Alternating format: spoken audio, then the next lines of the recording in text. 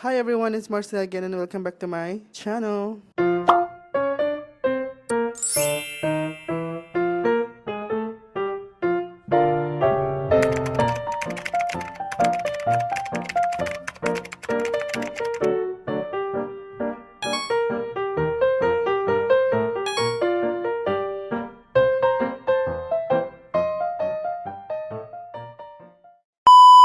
Hi again mga Mars and welcome back to another video. Yes, I'm back for another video. For this video mga Mars, I'm so bored kanina kasi when I wake up. Kasi off ko ngayon and paggising ko kanina, I was so bored and sabi ko, it's a good day to go outside and explore. So for this video, ipapasyal ko kayo sa Honolulu Zoo. Kapunta na ako doon one time before pero long time ago na. So maybe a lot of changes na yung nangyari and maybe may mga bagong animals. So we'll see. Yeah. So without further ado, let's go fly away. Lipstick lang tayo mga Mars kasi hindi siya lipstick. Chapstick. Kasi sobrang init sa labas. So for sure, magdodry na naman yung lips natin. Ganun. So ito yung sikreto para yung lips nyo is hindi mag-dry. Kasi sobrang init talaga dito mga Mars. Oh my God. Summer na naman kasi. So magsa-summer na. So I have one problem. Asan yung susi ko? Siyempre bango tayo mga Mars kasi baka I hate it. Saan yung susi ko sa bahay? Baka hindi naman ako makapasok mamaya. So yun mga Mars, punta na tayo. Gosh, ang init. Iwan ko talaga bakit ganito kainit dito sa Hawaii. Sobrang init talaga siya mga Mars. Masisira yung skin natin dito. Pero anyway mga Mars, so punta na tayo doon and hopefully makapasok tayo. So we'll see, may mga tao sa baba. Ang init mga Mars. Sana hindi na lang tayo nag-lotion kasi sobrang init lang naman. Wala pang SPF yung lotion natin. Sunog yung skin natin dito mga Mars.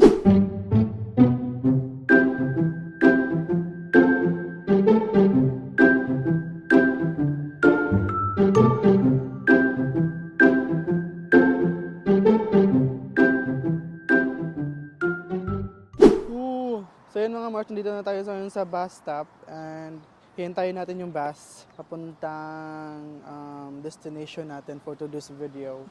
So, mayroong bus na dumating pero hindi yung bus na sasakyan natin. Sakay tayo sa number 2 na bus. Yung sinakyan ko dati, last time nung pumunta ako sa Diamond Head, yun din yung sasakyan natin papuntang Honolulu Zoo. So yun mga Mars, pansin nyo, bakit lagi ako nag-iisang maggala? Kasi dito mga Mars, wala masyadong ma-invite na friends. Kasi siyempre yung mga tao dito halos is busy sa work. And may mga priorities. So, solo flight tayo for this video. Always naman na solo flight. So, I'm used to it. So, may mga nagtatanong bakit daw ako lagi nag-iisa. So, well, hindi mo naman kailangan ng kasama para lang gumala. You can do it yourself naman. Pwede ka naman gumala pag gusto mo talaga, 'di ba? Pero kung ayaw mo, di okay lang din. Gusto mo mag-invite ng kasama, you're fine. Pero kung ayaw din, okay lang. Mainit dito mga Mars. Iwan ko kung bakit. Alright mga Mars, andyan na yung bus. So parang pwede na tayo. Skirt. Ang daming pasahero, my gosh, nakakalula. Hello mga Mars, so nandito na tayo ngayon and nakababa na tayo ng bus. Oh my God, sobrang dami ng pasahero kanina. So nakakaloka. Anyway, naglalakad na ako papuntang destination natin for today's video, which is sa Honolulu Zoo. So tingnan natin kung gaano ba kaganda siya. Nakapunta na ako as I said before, pero long time ago na, mga 3 years na siguro. So I guess it's time to see if may improvement or wala. So we'll see. Kasi sabi nila, yung pandemic daw, marami daw changes na ginawa and pagbabago. So, tignan natin. So, I'm so excited. Nakita yung mga elephant. Charot, yung mga monkey baby. Charot. May monkey baby daw. I'm so boring.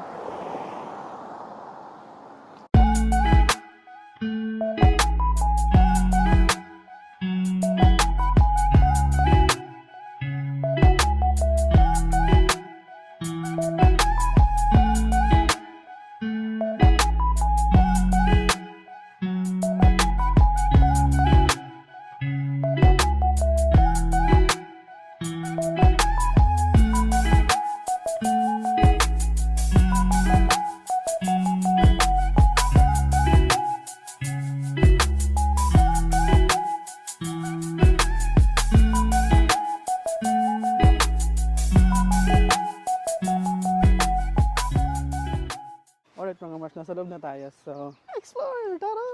Ang gaganda, ang daming mga animals and everything. So, dito tayo daan kasi doon yung, yung entrance, paikot. So, okay.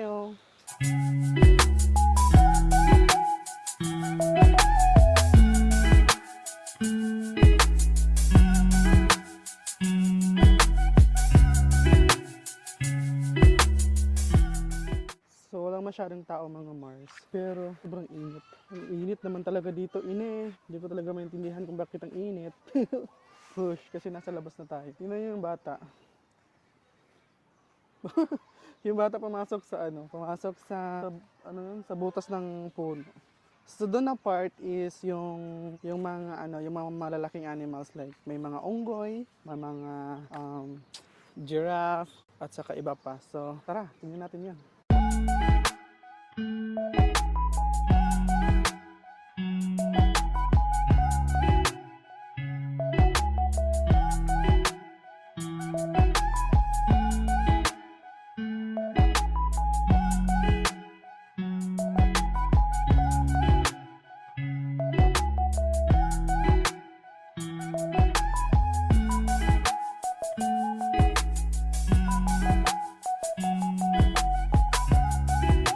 So yun mga Mars, dito na tayo sa loob and so far, yung last na punta natin dito is ganun pa rin yung mayroon sila. So, ewan ko anong mayroon dun sa loob pero let's see!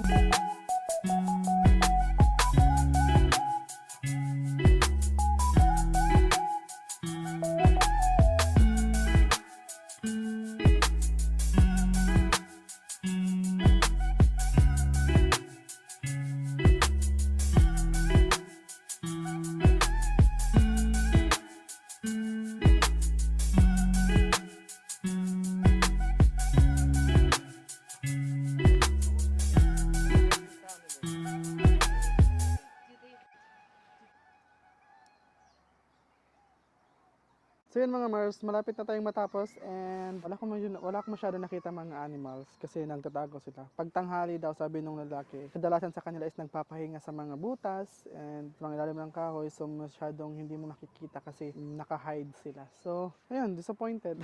Pa rin naman before.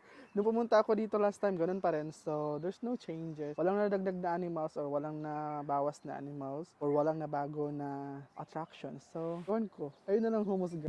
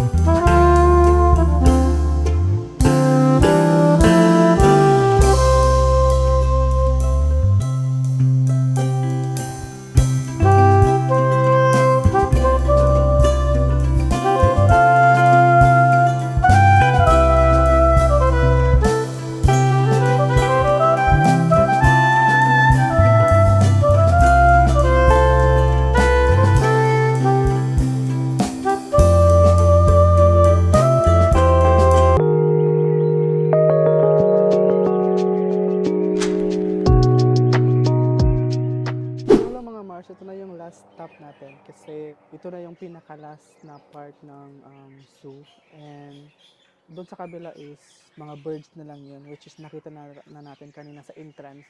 So anyway, lahat naman ng nakita natin is nakita natin before nung first time natin pumunta dito kaya walang bago. So, yan pa rin. Ang tahimik ng zoo kaya. Sana maganap sila ng maraming animals.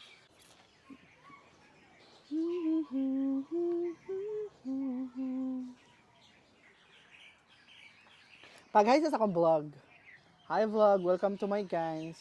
Sabi ko, hi guys, welcome to my vlog, my beautiful sister. My beautiful and pangit na sister.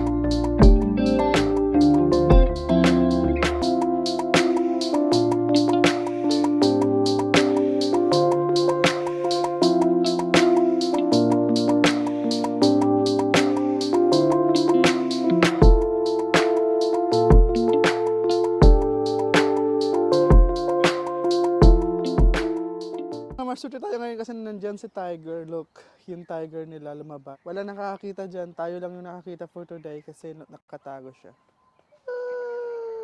Para siyang gusto niya kong kainin. Oh my God, nakakatakot. Gusto mo kong ilafang. Yummy ox. Look at that. Look at that.